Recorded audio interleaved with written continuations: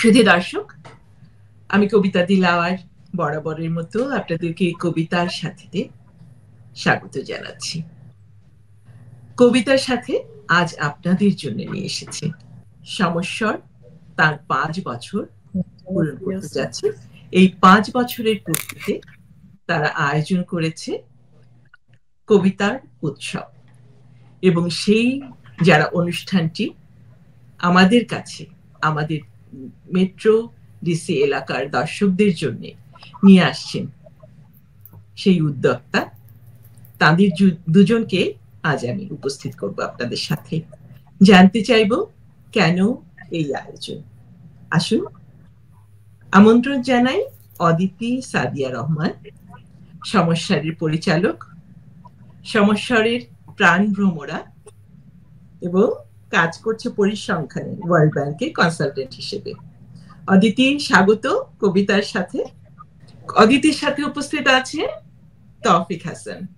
তৌফিক হাসান বলেছে, আমি সমস্বরের একজন খুবই নগণ্য একজন ব্যক্তি, আমাকে পরিচয় করিয়ে দেবার কিছু নেই, কিন্তু তৌফিক অনেক কিছু সমস্বরের জন্য সাধারণ সম্পাদক হিসেবে কাজ করছে, এবং তৌফিক পদার্থবিদ্যার একজন, পড়ালেখা করেছে, আইটি নিয়ে আছে। তো তৌফিক, স্বাগত কবিতার সাথে। অনেক দিন থেকে কবিতার সাথে হচ্ছে, অনেক ইচ্ছে ছিল তোমাকেও নিয়ে আসার আমার অতিথি করে, তো আজ সুযোগ পেলাম। আমন্ত্রণ এবং স্বাগত। ধন্যবাদ আপু, অনেক ধন্যবাদ। আমি আপনার অনুষ্ঠানের অনেক বড় একজন ভক্ত বলতে পারেন। আমি নিজেকে খুব সৌভাগ্যবান মনে করছি আপনার অনুষ্ঠানে আসতে পেরে, এবং আরো সৌভাগ্যবান মনে করছি যে আমি সমস্যার একজন মানুষ হিসেবে, সদস্য হিসেবে আসতে পেরেছি সেই জন্য। আচ্ছা, তো এই যে কবিতা উৎসব, এটা একটা আমরা নতুন শুনলাম মনে হয় আমাদের এই মেট্রো ডিসি এলাকাতে, কখনো আমরা দেখিনি এটার এই আয়োজন। এই প্রথমবারের মতো হচ্ছে, তাও আবার সমস্যা করতে যাচ্ছে। তো এটার ঘটনা এভাবে আনার কারণটা কি? অদিতি এবং তৌফিক দুজনকেই প্রশ্ন করছি, যে উত্তর দিতে চাও। আমার খুব ইচ্ছা ছিল, আমরা যখন কবিতার দল শুরু করি, সমস্যা শুরু করি, তখন থেকে আমার মনের ভেতর ইচ্ছা ছিল যে আমি আপুকে বলেছি, আপু আমরা এমন একটা প্রোগ্রাম করতে চাই যে বিশাল পরিসরে, কিন্তু আমরা শুধু একটা দিন শুধু কবিতা নিয়ে থাকবো, কবিতা আবৃত্তি হবে, কবিতা নিয়ে আলোচনা হবে, কবিতা কেন, একজন কবি কেন কবিতাটা লিখেছেন সেই গল্পটা আমরা শুনবো, একটা দিন হবে শুধু কবিতার। তো এইটা ছিল আমার একটা স্বপ্নের মতো, আমি আপুকে বলেছি। এবং আমরা হচ্ছে সমস্যার থেকে যদি এমন করতে পারি আন্তর্জাতিক বাংলা কবিতা উৎসব, আপু বলে তাহলে শুধু বাংলা হবে কেন, অন্য ভাষাও তো হতে পারে। তো সেটা আমরা আমাদের একদম ভবিষ্যতের একটা লক্ষ্য। কিন্তু প্রাথমিকভাবে আমাদের লক্ষ্য হচ্ছে আমরা একটা দিন কবিতা নিয়ে থাকবো, কবিতা নিয়ে উৎসব করব, কবিতা আবৃত্তি করব, দল বেঁধে কবিতা নিয়ে গল্প করব। এই কবিতাটা আমরা কবিতার দলে, আমরা সমস্যারে যখন আমরা কবিতা, আমরা প্রত্যেক সপ্তাহের একদিন বৈঠক করি, রিহার্সাল বলি না, আমরা বৈঠক বলি। সেই বৈঠকে আমরা যখন কবিতা আবৃত্তি করি, আমরা, অদিতি আপু সবসময় বলেন, তোমরা আগে কবিতাটা বোঝো। তো কেন এই লাইনটা এভাবে, কেন এই লাইনটা এমন করে লেখা হয়েছে, এই লাইনটা এখানে কেন হয়েছে, তো সেই বোঝার উপলব্ধি করতে গিয়ে আমাদের নিজেদের মধ্যে খুব আমরা কথা বলি, না আমার মনে হয় এই কারণে এটা এভাবে লেখা হয়েছে। অন্য একজন বলেন যে না, এটা আমার মনে হয় এভাবে এই জন্য লেখা হয়েছে। তো এই এই আমরা যে 8 জন 10 জন যখন একসাথে কবিতা নিয়ে আমাদের বৈঠকে আলাপ আলোচনা করি, তর্ক বিতর্ক করি, আমি খুব ব্যাপারটা খুব উপভোগ করি। তো আমার মনে হয় যে আমরা সেই ঘটনাটা যদি আমরা আরো বড় পরিসরে করতে পারি, তাহলে ব্যাপারটা আরো নিশ্চয় আরো অনেক আনন্দের, অনেক মজার হবে। তো সেই লক্ষ্য থেকেই আসলে আমরা চেষ্টা করছি আমাদের কবিতা উৎসবটাকে আয়োজন করার, এবং আমাদের সমস্যার 5 বছর পূর্তি, সেটা একটা খুব ভালো একটা উপলক্ষ হতে পারে প্রথম কবিতা উৎসব আয়োজনের। আচ্ছা, তো ধন্যবাদ, খুব সুন্দর করে বললে। আমরা কথা প্রসঙ্গে আবারও তৌফিকের কাছে ফিরে আসব, তবে এবারে অদিতিকে জিজ্ঞেস করছি। পরিসংখ্যানটা খুব একটা কঠিন একটা বিষয় না, এটার সাথে কবিতা, আমরা যে অদিতিকে চিনি সেই অদিতি শুধু মাত্র মনে হয় যেন কবিতা নিয়েই ডুবে আছে, এবং অদিতিকে মানে অদিতির নামটা মনে আসলে, অদিতির মুখটা মনে আসলে আমরা কবিতাকেই খুঁজে পাই। তো এই যে পরিসংখ্যান আর অদিতি, এটার সাথে আমরা কেন এই সমস্যার সৃষ্টিটা হলো, এবং যতদূর আমি জানি যে তুমি একজন প্রশিক্ষক এখানে, তুমি ওদেরকে ট্রেন করো যে ওরা কিভাবে আবৃত্তি করবে, তোমার একটা অনেক স্টুডেন্ট আছে। তো সেই সম্পর্কে একটুখানি পেছনে ফিরে যাই আমরা, আসবো কবিতা উৎসব সম্পর্কে অবশ্যই। তো সমস্যারের যেদিন জন্মটা কিভাবে হলো সেটা নিয়ে একটু শুনি। আচ্ছা, ধন্যবাদ কবিতা ভাবি, আপনি অনেকগুলো প্রশ্ন একসাথে করেছেন, আমি মনে রেখে বলবার চেষ্টা করব। কিন্তু আপনাকে ভীষণভাবে ধন্যবাদ জানাচ্ছি যে আপনার এই অনুষ্ঠানে আমাদেরকে আমন্ত্রণ জানিয়েছেন, এটা আমাদের নিশ্চয়ই একটা সৌভাগ্য। অত্যন্ত সুন্দর করে আপনি এই প্রোগ্রামটা পরিচালনা করেন, আমরা সবাই উপভোগ করি, এটা একটা বিষয়। আর আমি আজকে যেটা বলবো, আমাদের কবিতা উৎসবের শুরু কিন্তু আজ থেকেই হয়ে গেল। আমরা কবিতার লোক, আমরা কবিতার সাথে কথা বলছি, খুবই সুন্দরভাবে হলো, এটা আমাদের একটা বিশাল প্রাপ্তি। এবার আমি বলছি যে পরিসংখ্যান আর আবৃত্তিকা বা কবিতা দুইটা ভীষণই কন্ট্রাডিক্ট করে। সত্যি কথা বলতে, আমি সারা জীবন সায়েন্সে পড়েছি, তারপরে যখন আমি পরিসংখ্যানে আসলাম, আমার আব্বা আম্মা দুজনই বাংলায়, আব্বা কবিতা লিখতেন, আম্মা গান করতেন। হ্যাঁ, আমাদের পরিবারের সাহিত্য বেশ ইয়ে ছিল। তুমিও গাইতে, তোমারও বোধহয় গানের প্রশিক্ষণ? হ্যাঁ, ওটা বাসায় মজা করে তো সবাই করে ওরকম একটা, কিন্তু কবিতাটাকেই আমি আসলে প্রাণে বিশেষভাবে ধারণ করেছি।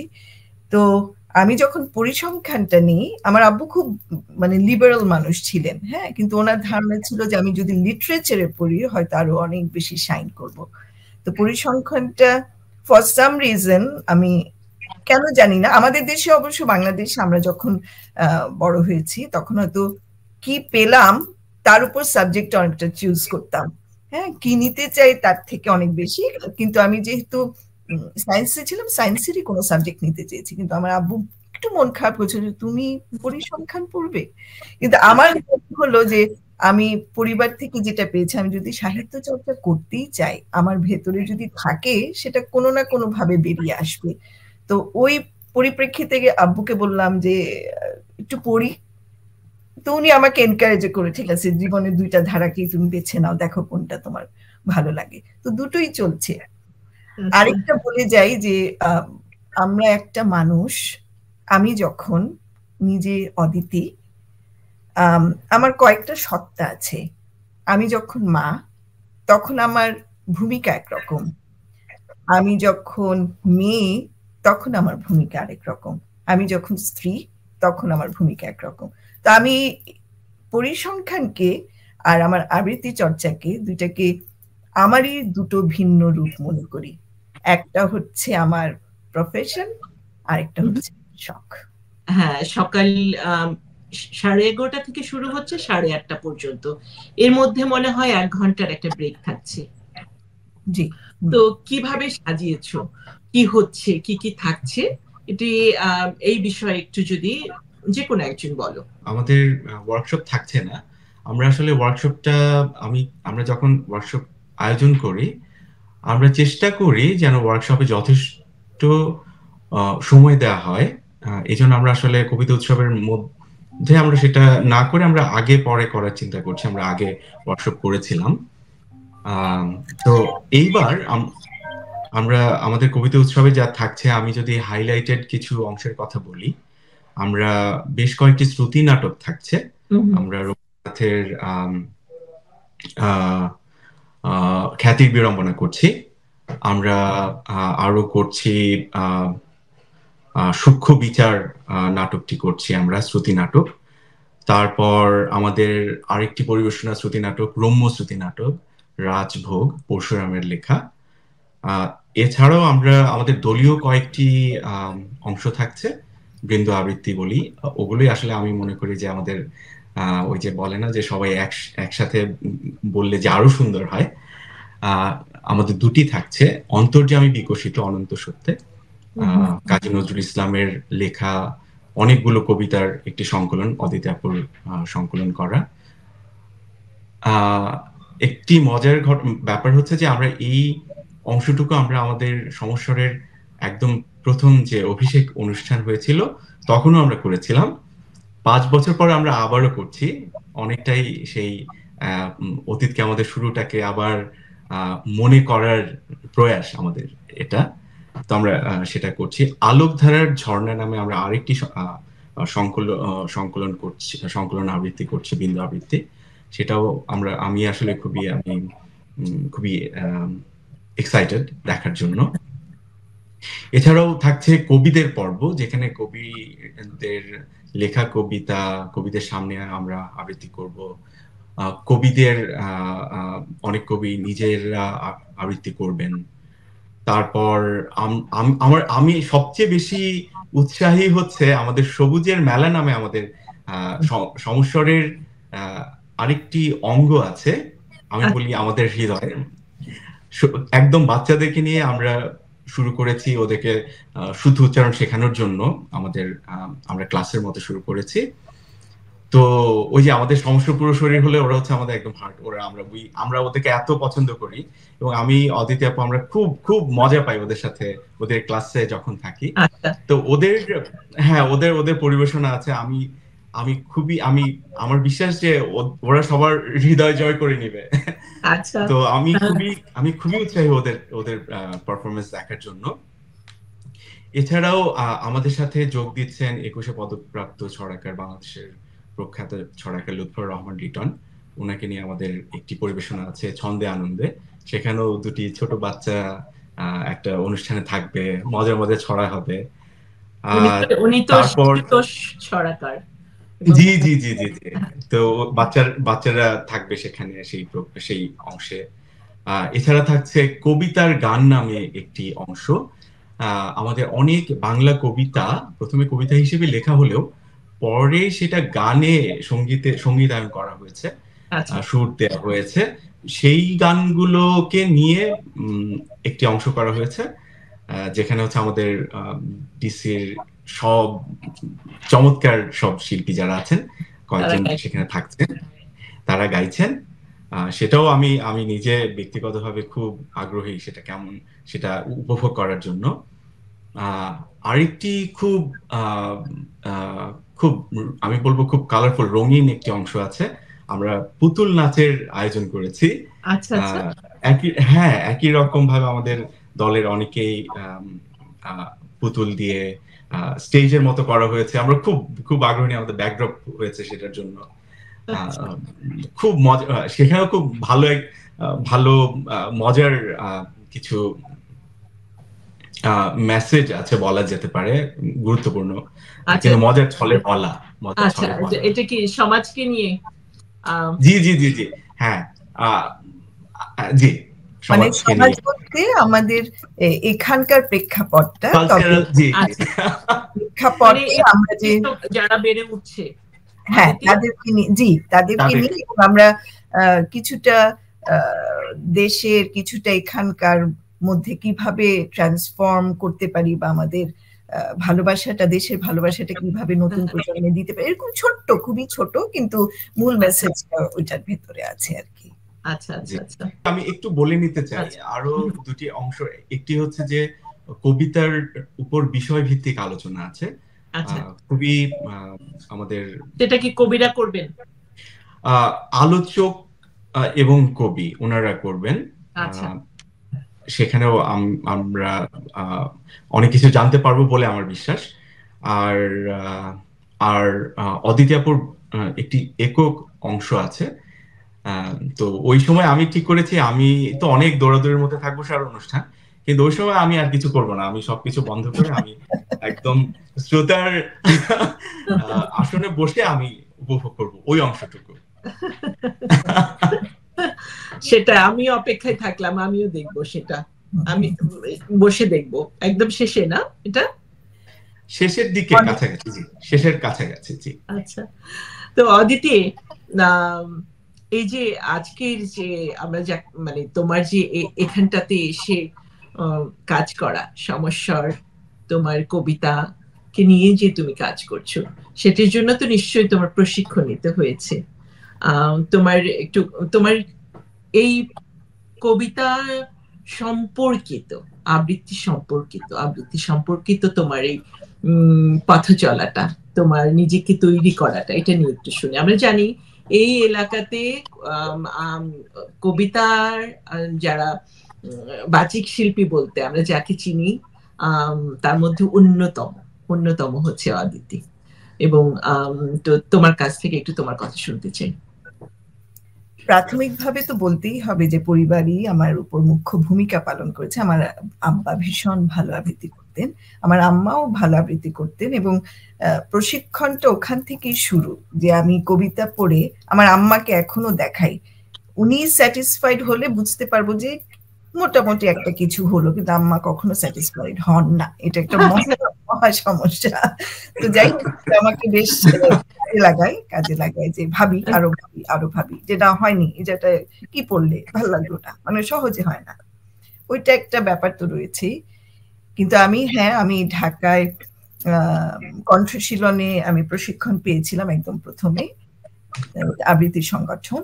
তারপরে শনন আমার বাংলাদেশের আবৃত্তি সংগঠন, যেখানে আমি প্রচুর অনুষ্ঠান করেছি, অনেক প্রশিক্ষণ পেয়েছি, পরবর্তীতে প্রশিক্ষণ দিয়েওছি। ওইটা আমার বেশ বড় একটা প্রশিক্ষণ কেন্দ্র আমি বলবো। তারপরে তো এখানে চলেই আসলাম, এসে তারপরে এই যে আমার সমস্যারের প্রত্যেকে তৌফিক, আমরা শুরু করলাম না একটা বইমেলার একটা প্রোগ্রাম দিয়ে হজবরল করে। আমাদের মনেও হলো যে আমাদের একটা সংগঠন করি, যে তৌফিকেরও খুবই আগ্রহ, আমারও মনে মনে ছিল, কিন্তু করবো কি একটা ভাবনা ছিল, কিন্তু ওদের অনুপ্রেরণা এটা শুরু হলো 2019-এ। তো সেই থেকে আমরা এখনো পর্যন্ত এগোচ্ছি একটু একটু করে। এর মধ্যে একটু উল্লেখ করে নেই যে বেশ কয়েকটা অনুষ্ঠানে আমার সমস্যারের কবিতা শোনার সুযোগ হয়েছে, সৌভাগ্য হয়েছে। এবং অদিতির অনুপস্থিতিতে অদিতির যারা ছাত্র, হ্যাঁ, তারা কিন্তু বেশ ভালো করছে।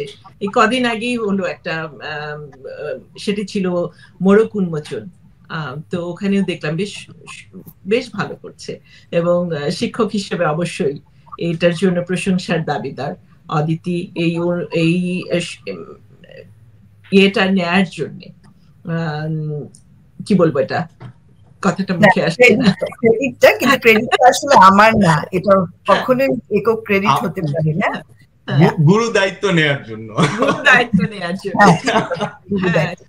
নেয়ার জন্য। এবং এটা আমরা হয়তো ভাবতেই পারছিলাম না যে এই দেশে বসেও কবিতা আবৃত্তিটা শেখা যায় বা এটাকে নিয়ে চর্চা করা যায়, এটাও একটা গ্রুপ হতে পারে, এটাও একটা দল হতে পারে।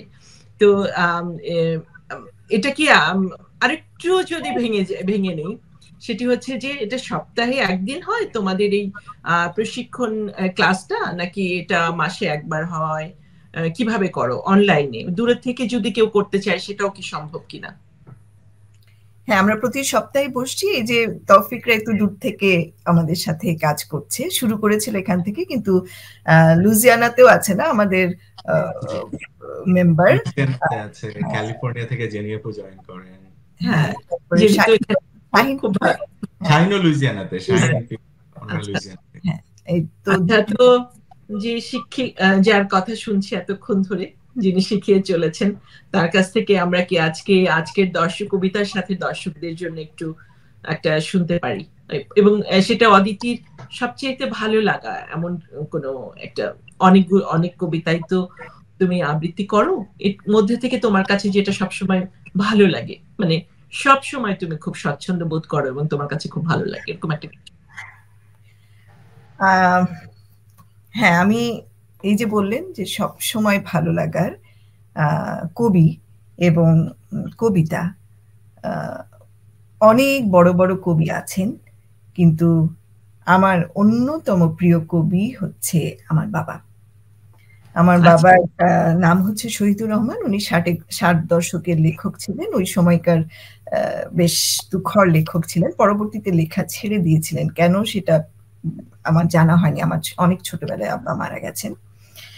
তো মানে যে সময় আমি কথা বলতে পারতাম সেই সময় আসলে ওনাকে আর পাইনি শেষের দিকে। তো তার একটা কবিতা আমি ভীষণভাবে পছন্দ করি। আসলে আমি ওটাই খুলে রেখেছি, তো ভালোই হলো। তৌফিক যেভাবে বললো যে অনেক ভালো লাগে, আমি জানি না আজকে ভালো লাগার জায়গাটা কতটুকু তোমার থাকবে, কিন্তু নিশ্চয়ই আমি চেষ্টা করি অ্যাটলিস্ট কবিতাটা আবার ভালো লাগে, সেভাবেই আমি পড়বার চেষ্টা করি। কবিতাটির নাম কথা বলি, লিখেছেন শহীদুর রহমান। আদিতে ঈশ্বর ছিলেন এবং ঈশ্বর বাক্য ছিলেন এবং বাক্য ঈশ্বর ছিলেন।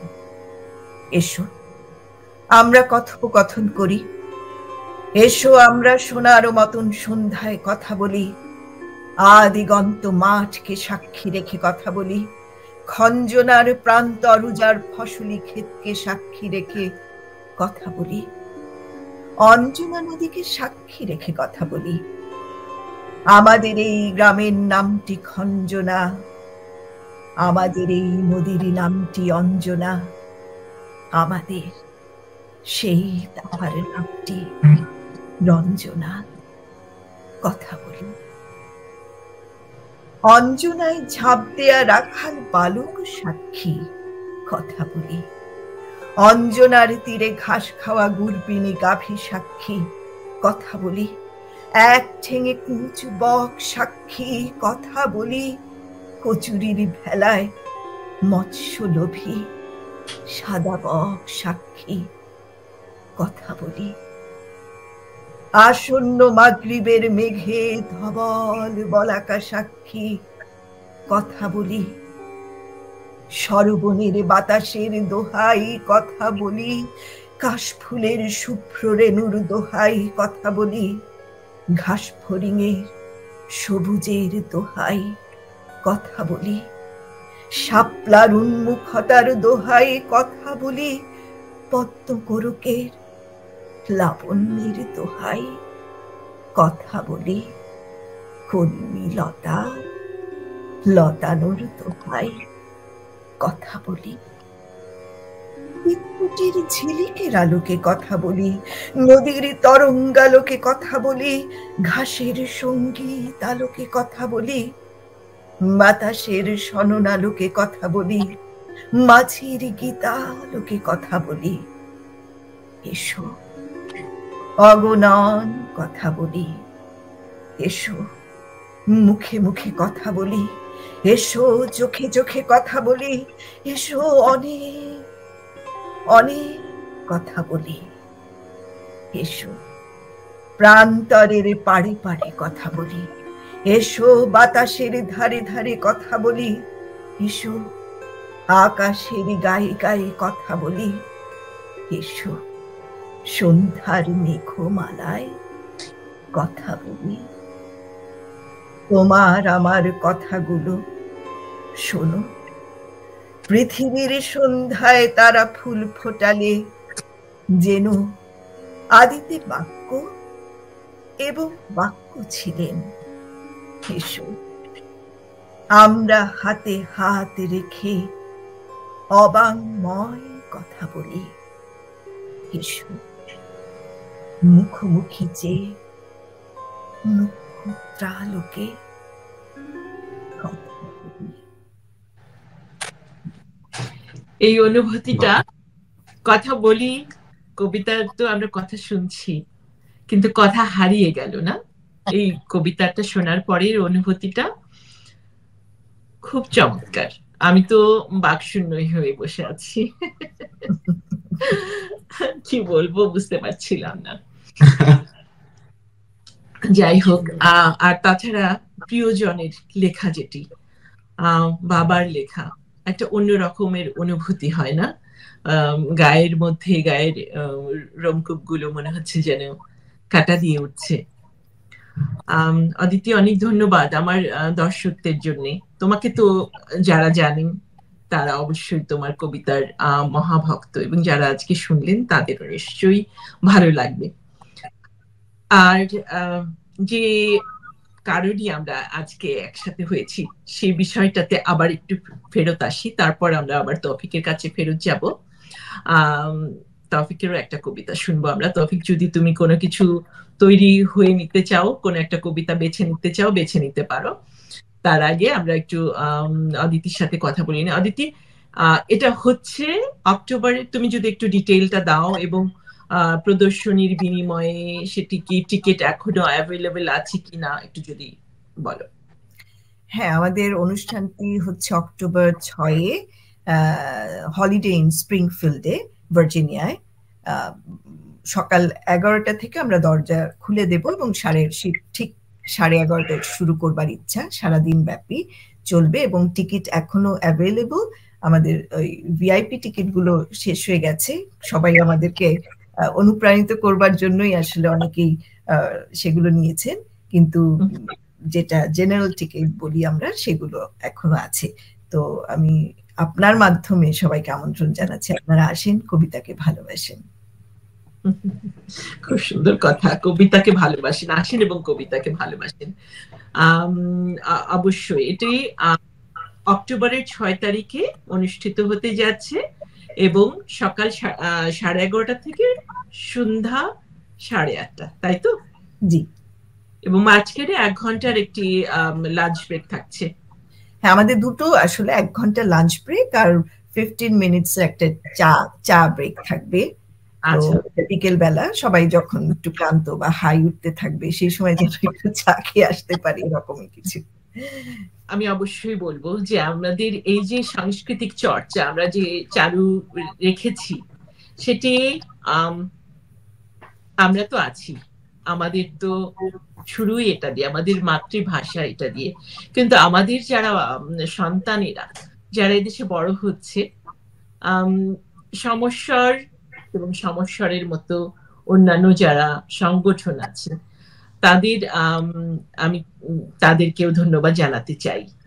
এই আজকের অনুষ্ঠানের মাধ্যমে আমাদের সংস্কৃতির কাছাকাছি আমাদের বাচ্চাদেরকে, আমাদের সন্তানদেরকে, আগামী প্রজন্মদেরকে যে আমরা সংস্পৃষ্ট করে রাখার যে চেষ্টাটা করছি, ওদের কাছে পৌঁছে দেওয়ার যে চেষ্টা করছি, এটার জন্য একটা বিরাট ধন্যবাদ প্রাপ্য তোমাদের। কি তৌফিক, তুমি কিছু বলতে চাও এই বিষয়ে? জি জি, অবশ্যই। আমি সবসময় বলি, কবিতার জন্য একটি দিন আপনারা নিজেদের জীবন থেকে বরাদ্দ করুন, দেখবেন আপনাদের ভালো লাগবে। একটা কবিতা হয়ে যাক তৌফিকের, অবশ্যই আসবো, সেদিন শুনবো প্রাণ ভরে, মন ভরে। তবে এখন একটা শুনি আমার দর্শকদের জন্য। ঠিক আছে, আমি চেষ্টা করছি রবীন্দ্রনাথ ঠাকুরের কৃপণ কবিতাটি আবৃত্তি করতে। আমি ভিক্ষা করে ফিরিতেছিলাম গ্রামের পথে পথে, তুমি তখন চলেছিলে তোমার স্বর্ণ রথে। অপূর্ব এক স্বপ্ন সম লাগিতেছিলে চক্ষে মম। কি বিচিত্র শোভা তোমার, কি বিচিত্র সাজ। আমি মনে ভাবিতেছিলেম, এ কোন মহারাজ। আজি শুভক্ষণে রাত পোহালো, ভেবেছিলেম তবে আজ আমারে দ্বারে দ্বারে ফিরতে নাহি হবে। বাহির হতে নাহি হতে কাহার দেখা এলেম পথে। চলিতে রথ ধন ধান্য ছড়াবে দুই ধারে। মুঠো মুঠো কুড়িয়ে নেব ভারে ভারে। দেখি সহসা রথ থেমে গেল, আমার কাছে এসে আমার মুখ পানে চেয়ে নামলে তুমি হেসে।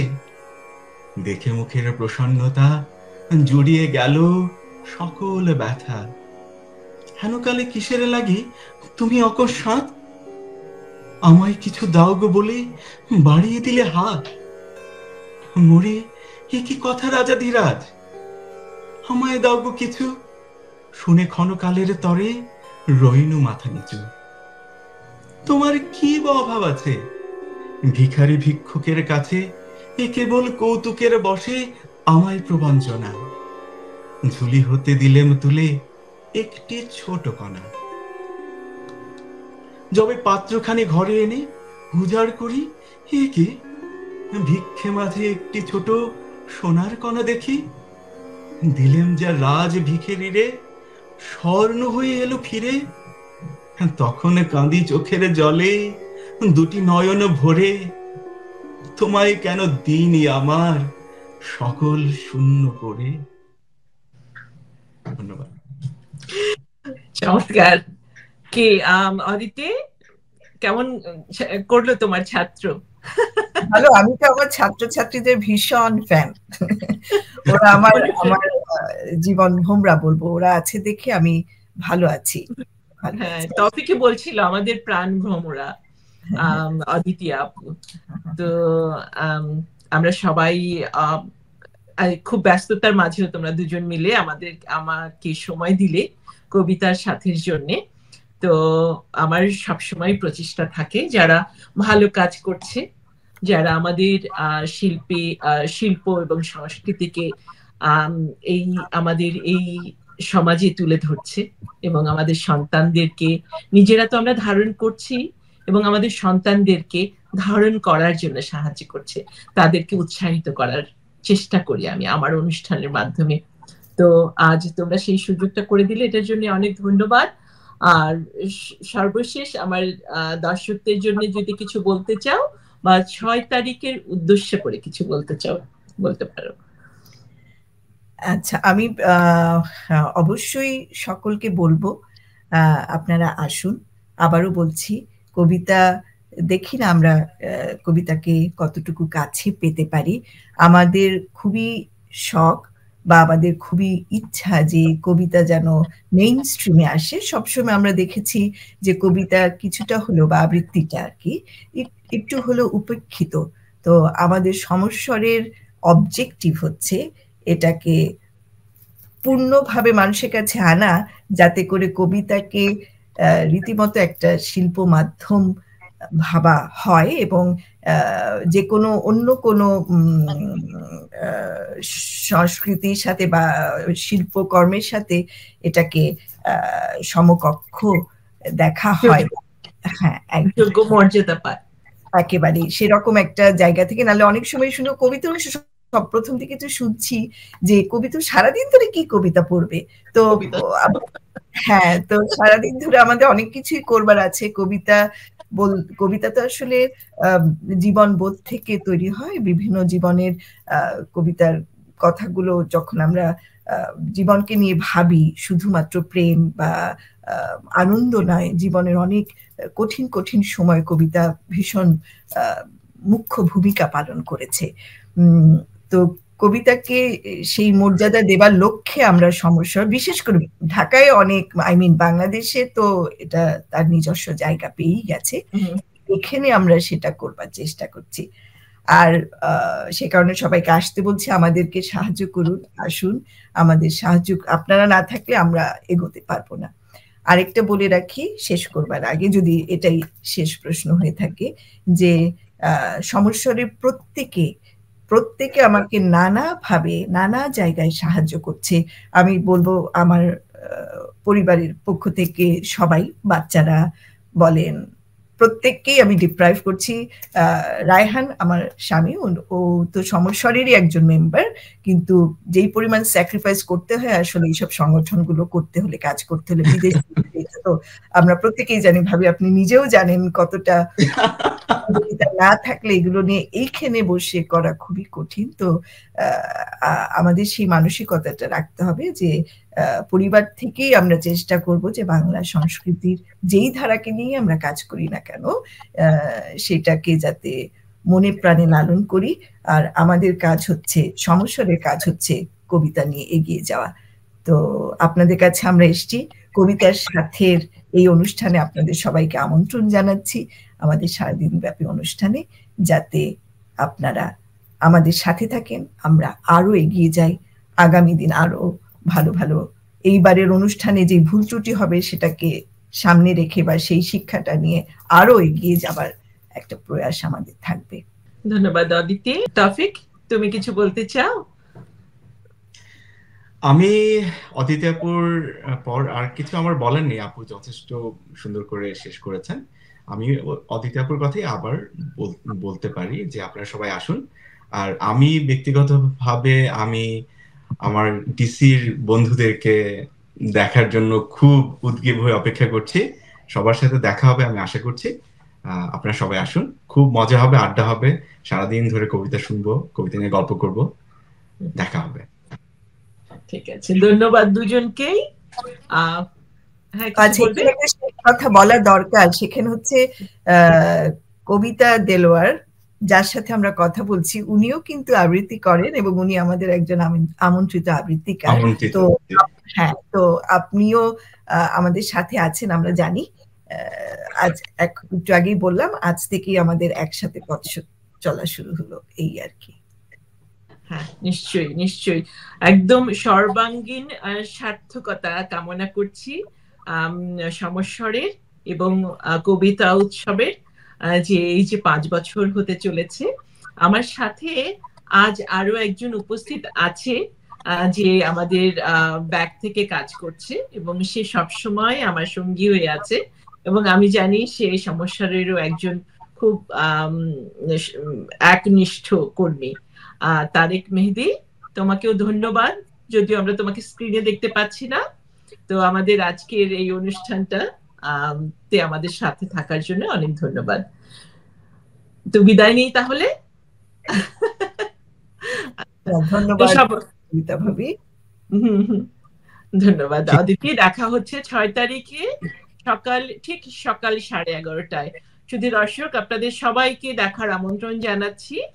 আর আপনাদের সবাইকে নিয়ে আমরা হাজির হব পরবর্তীতে আপনাদের পছন্দের কাউকে নিয়ে। সেই পর্যন্ত সবাই ভালো থাকবেন, সুস্থ থাকবেন এবং সুন্দর একটি বাংলাদেশের স্বপ্ন নিয়ে বাঁচবেন। ধন্যবাদ। এবারে শুনবো আপনার কথা।